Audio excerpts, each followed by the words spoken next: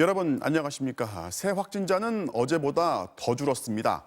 정부가 어제는 확진자가 증가하지 않은 게 다행이라고 하더니 오늘은 앞으로 1, 2주 안에 500명 밑으로 내려갈 수 있다고 전망했습니다.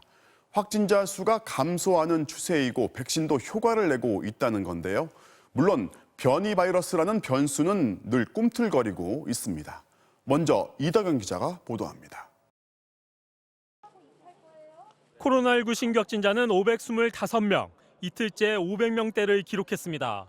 지난 한 주 동안의 하루 평균 확진자 수는 554.1명, 3주 전 667명, 2주 전 650명이었던 하루 평균 확진자 수가 100명가량 줄었습니다. 정부는 확진자 수가 감소하는 추세라고 평가했습니다. 2대1 확진자 수 진폭이 큼에도 불구하고 전반적으로 감소 트렌드 또는 개선의 여지를 보여주고 있는 것은 다행히 한 사람이 감염시키는 숫자인 감염 재생산 지수도 이달 들어 1.0 아래로 떨어졌습니다. 특별한 변수 없이 계속해서 지속이 된다고 하면 향후 1, 2주 안에 500명 밑으로도 가능하지 않겠느냐. 물론 위험도를 증가시키는 변수는 여전히 많습니다. 우선 전파력이 강한 영국발 변이 바이러스가 울산을 거쳐 전국으로 확산될 수 있고 가정의 달인 5월에 다양한 모임으로 인한 개인 간 전파 가능성도 불안 요인입니다. 정부는 현재의 감소세를 6월 말까지 유지시키면 백신 접종의 확대와 맞물려 집단 면역의 효과가 11월 이전에 나타날 수 있다고 전망했습니다. 지수가 작을수록 집단 면역도가 설령 낮더라도 백신의 효과가 일찍 그리고 크게 나타날 수 있습니다. 심지어 11월 이전부터 지역사회의 방어 효과가 뚜렷하게 나타나게 할 수 있고 현재 감염 재생산 지수가 1을 조금 넘는 수준으로 유지되고 있는데 지수가 1.5가 되더라도 국민의 3분의 1이 백신으로 면역을 형성하면 유행을 잠재울 수 있다는 겁니다. 따라서 백신 접종에 적극 참여하는 게 중요하다고 강조했습니다. 어제부터 시작된 70에서 74세에 대한 백신 접종 예약에 하루 24만 명이 몰리면서 11.5%의 예약률을 기록했습니다. 정부는 백신 부작용은 10만 명당 1명 정도고 또 치료가 가능하다며 적극적인 접종 참여를 당부했습니다. MBC 뉴스 이덕영입니다. 김부겸 총리 후보자 인사청문회 둘째 날, 김 후보자의 둘째 딸 부부가 가입한 라임 펀드를 두고 특혜다 아니다 공방이 치열했습니다. 남보다 손해를 덜 봤어도 특혜라는 말까지 나왔는데요. 그럼에도 김 후보자는 투자 주체가 사위인데 왜 자신과 연결 짓냐면서 적극 반박했습니다. 양윤경 기자가 보도합니다. 야당의 공세는 라임펀드 특혜 의혹에 집중됐습니다. 환매가 가능하고 수수료도 없는 등 조건이 유리했던 라임의 특정 사모펀드 테티스 11호에 김부겸 후보자의 차녀 부부가 계약한 것 자체가 특혜라는 추궁이었는데 김 후보자는 자신은 몰랐고 또 무관하다며 맞받아쳤습니다.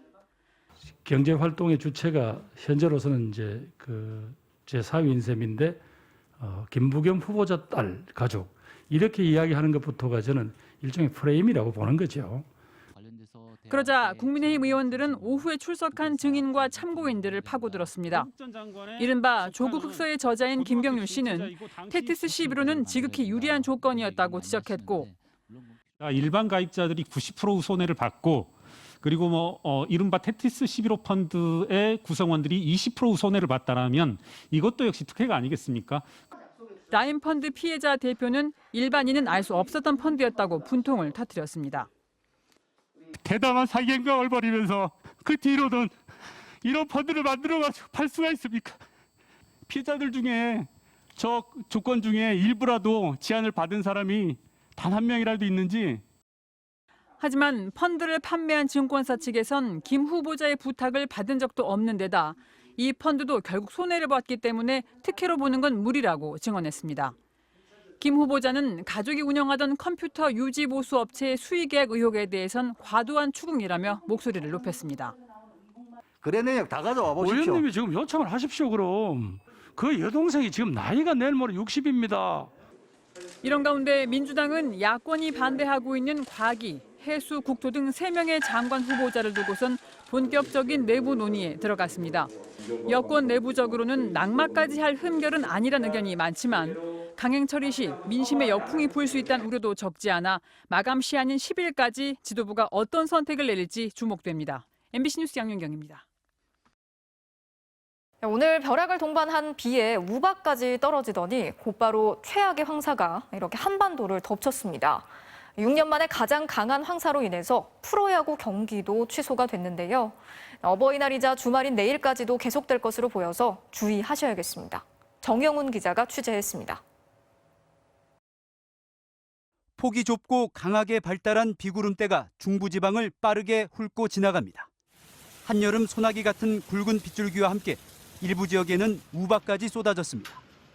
이어 숨 돌릴 틈도 없이 고농도 황사가 밀려듭니다. 하늘에서 본 한반도, 황토빛 모래먼지가 마치 성곽처럼 상공을 채우고 있습니다. 서울 도심은 건물 윤곽만 희미하게 보일 정도로 짙은 황사에 잠겼습니다.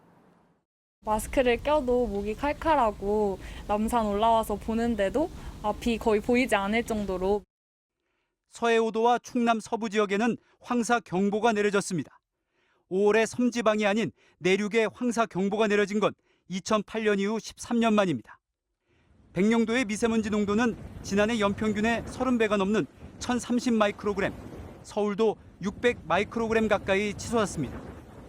고농도 황사 탓인지 기상청의 백령도 황사 관측기는 1시간 20분가량 멈춰서기도 했습니다. 잠실과 인천, 수원과 광주에서 예정됐던 프로야구 4경기도 취소됐습니다.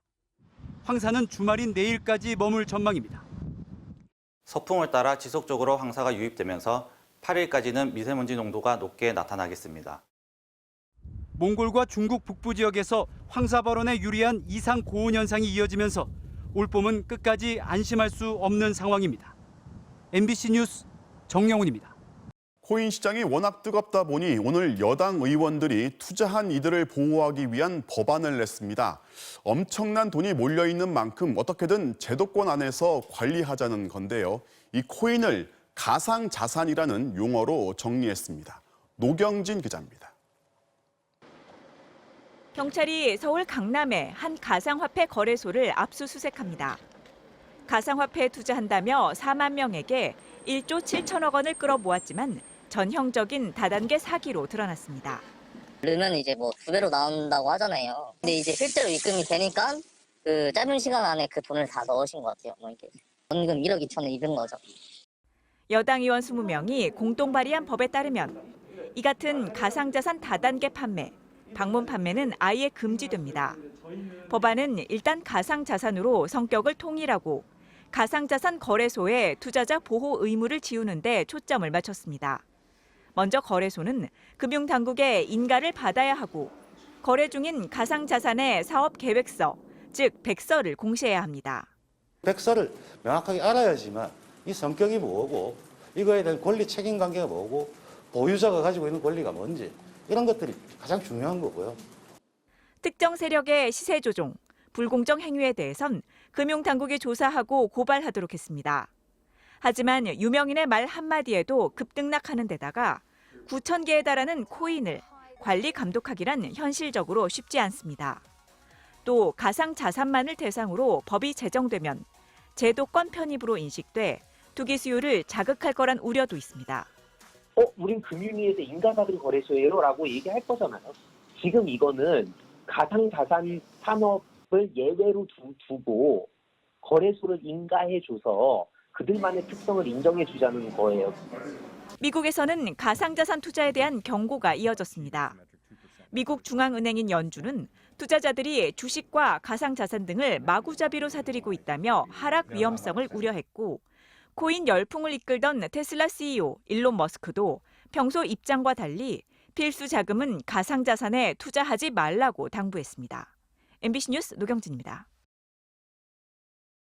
중국이 일주일 전 우주로 로켓을 쏘아 올렸는데 22톤짜리 잔해가 지상의 통제를 벗어나 지구로 추락하고 있습니다. 이번 주말쯤 대기권으로 진입할 거라고 하는데 중국은 바다에 추락할 거라면서 걱정하지 말라고 하지만 한국을 포함해서 다른 나라들 생각은 그렇지 않습니다. 손영 기자가 보도합니다. 4, 3, 2, 1, 지난달 발사된 중국 우주 로켓 창정 5B. 중국이 독자적으로 건설하고 있는 우주정거장의 핵심 모듈을 궤도에 실어 날랐습니다. 太阳一翻板展开工作正常 중국은 환호했지만 미국과 스페인 등 일부 국가에는 비상이 걸렸습니다. 모듈을 실어 나른 로켓의 잔해가 통제 불능 상태로 추락하고 있기 때문입니다.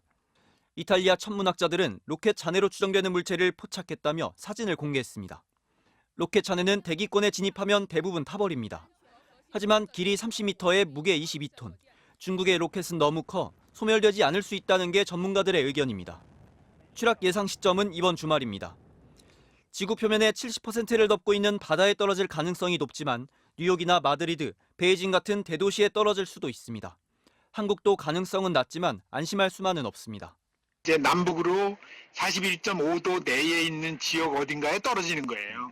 한반도가 지금 우리가 38선 하냐. 한반도에도 떨어질 수도 있다. 미국은 중국 저격에 나섰습니다. For those of us who operate in the space domain, should be a requirement to operate in a safe and thoughtful mode. We don't have a plan to shoot the rocket down. 실제 작년에도 중국 로켓이 아프리카 주택가에 떨어져 피해가 발생하기도 했습니다. 하지만 중국은 서방 국가들이 위험을 과장하고 있다며 반발했습니다.